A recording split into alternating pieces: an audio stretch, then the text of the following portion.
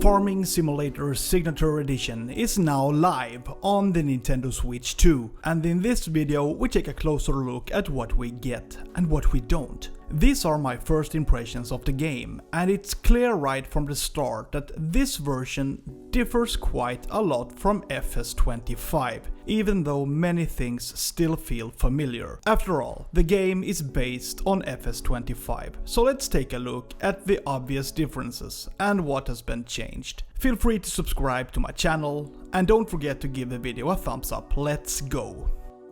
If we start with the menus, there are 4 options: career, achievements, options and credits. The career menu is very similar to the one in FS25. You can choose between 3 maps: Riverbend, Utampantay and Sri Lanka. No surprises here. The same goes for the settings. They are very similar to those in FS25. There are 45 achievements in the game, and in the settings you can adjust the most basic options. Once inside the game, you can make further changes and customize your gameplay however you like.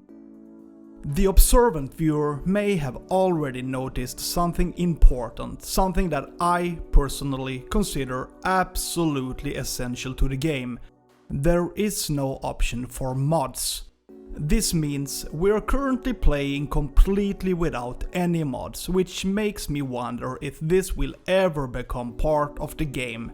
If this is the final, definitive version of the game, then you will have to choose another console if you absolutely want to play with mods. The Nintendo version simply doesn't offer that option. At least that's the situation right now. It might change in the future.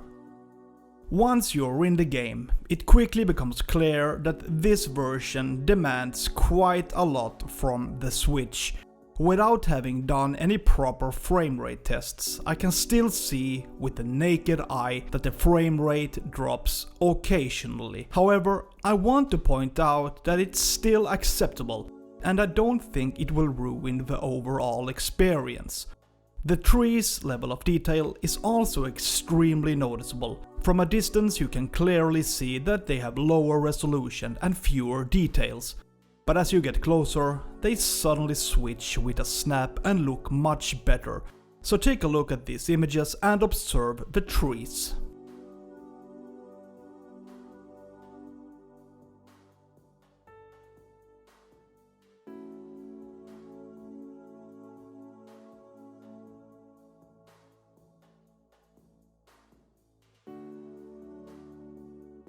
If we take a look at the vehicle menu, it has everything you need to run a farm. You got your tractors, combines and essential machinery. Of course, you can also get involved in forestry, animal husbandry and other fun activities. However, it's also quite clear that there are limitations here as well. There isn't a huge variety of vehicles to choose from, and we can only hope that Giants will add more over time. As mentioned, there is some content, but since this version practically doesn't include any expansions, except for Mercedes-Benz, the bottom line is that you cannot expect to get everything you point at. There is a cap on the available options. Something that confuses me is this icon, the onion. This crop was added in the latest expansion. The image is there, but if I press the onion, nothing happens. So it doesn't seem possible to grow onions in the game, because no onion machines appear. Or could it be that Giant simply forgot to remove the icon before the game was released? This raises so many questions. Can we expect to be able to plant and harvest onions in the near future, or is it just a silly mistake by Giants? I don't know, and I won't answer to these questions. But maybe this is a hint of what's to come. Perhaps the Highlands expansion will also come to the Nintendo Switch. I don't know. It's a bit odd. We will have to see what happens. Something I really like about this version is that it's possible to create fields. I thought it was a really cool feature in FS25, and now you can do the same in this version. You can create new fields, which allows you to modify and expand your farmland in a way that suits you best. It's also possible to take on contracts, and there are several different factories, so you can start multiple production chains. It's not exactly new, but the possibilities are there. And as I said, you can do many of the things you could do in FS25, now on a Switch near you. So those were my first impressions of Farming Simulator Signature Edition. I'm planning to check out the game in handheld mode soon, so a video on that will be coming.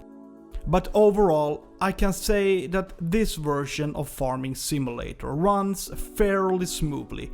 It feels like a fairly demanding game, and the new Switch has to work hard to keep everything running smoothly. Either way, it's definitely interesting that we can leave FS23 behind and now focus on this installment. With that said, don't forget to subscribe to the channel and give the video a thumbs up. Have a great day. See ya!